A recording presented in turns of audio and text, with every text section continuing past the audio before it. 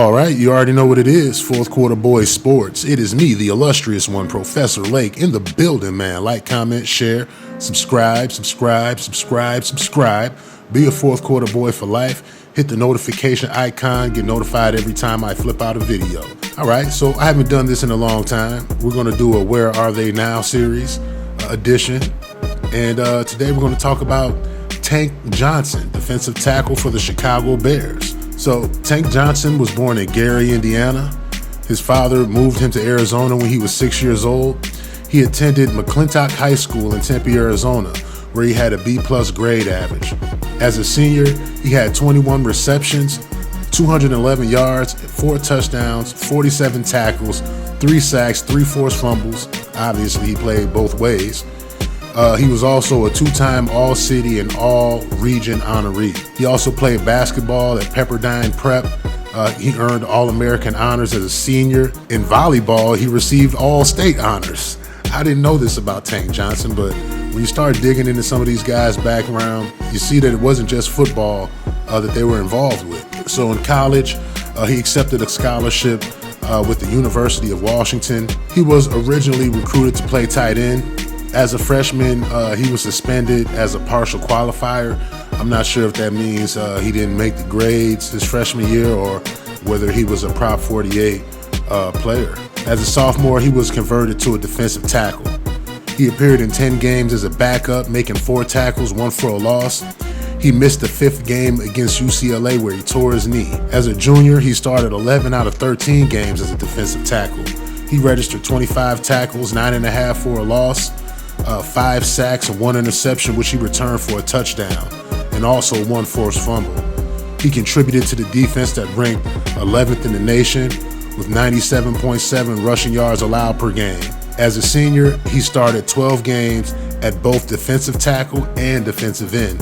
He posted 35 tackles, 10 sacks. He led the team with 18.5 tackles for a loss. He had a forced fumble and 1 fumble recovery that he scored for a touchdown. In his college career, he started 23 out of 35 games, collecting 64 total tackles. 29 of them were for a loss, 15 sacks, 1 interception, 2 passes deflected, 2 forced fumble, and 1 fumble recovery. So this guy's pretty productive in college, man. He was doing his thing. He's 6'3", 304 pounds. He ran the 40 in 4.69 seconds. Wow, that's pretty fast. So moving along in his career, Johnson was selected by the Chicago Bears in the 2nd round, 47th pick overall in 2004. As a rookie, he played 16 games, making 1 start. He had 26 tackles and half a sack.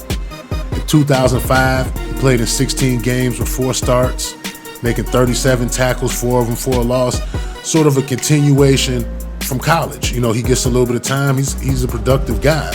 In 2006, Tank Johnson saw more action because Tommy Harris got injured. He started 10 games on their way to the Super Bowl. You know, he racked up 38 tackles, 2 for a loss, 3.5 sacks, and a forced fumble. On January 23rd, 2007, 2 days after the Bears won the NFC Championship game, Johnson was forced to appear in the circuit court to request permission to leave the state to travel to Miami, Florida, to play in the Super Bowl, stemming from an arrest on gun charges that happened in late 2006, and we'll talk about that a little bit later. The request was granted. He played in the game, recording 4 tackles, assisting on another, and getting half a sack. On May 16, 2007, Johnson met with the NFL Commissioner Roger Goodell to determine the punishment for his off-field transgressions, with Goodell eventually imposing an 8-game suspension with the possibility of a reduction to 6 games if Johnson followed certain requirements for violating the NFL conduct policy. Unfortunately, on June 25th, 2007, 3 days after being pulled over for speeding in Gilbert, Arizona, Johnson was waived by the Chicago Bears. There were no criminal charges. So after playing with the Bears, Tank Johnson goes on to play with the Dallas Cowboys, and then he has a stint with the Cincinnati Bengals. So even though he was a beloved Bear, he definitely had his share of legal troubles while he was a Chicago Bear. And you know, from what I remember, I just can't remember all of this stuff going on. You know, I remember the Excalibur nightclub arrest with the handgun. I kind of remember the situation where he was involved where a bodyguard got killed in around the ice bar, and the list kind of goes on, anywhere from like, driving while intoxicated to illegally possessing weapons or firearms to shootings. I mean, I had no idea all this was going on for Tank. But with all of that in mind, he's our bear. So let's put that to the side. After football, Tank Johnson attended Mesa Community College in Arizona to complete the requirements for a degree in sociology from the University of Washington. He created a counseling program called Moving the Chains, which helps ex-offenders learn from their mistakes and avoid negative influences in their life. There is a quote by Tank Johnson, and he said, "I got into a ton of trouble, and I wasn't a bad guy. I had myself in too many uncontrolled environments." So there we have it right now.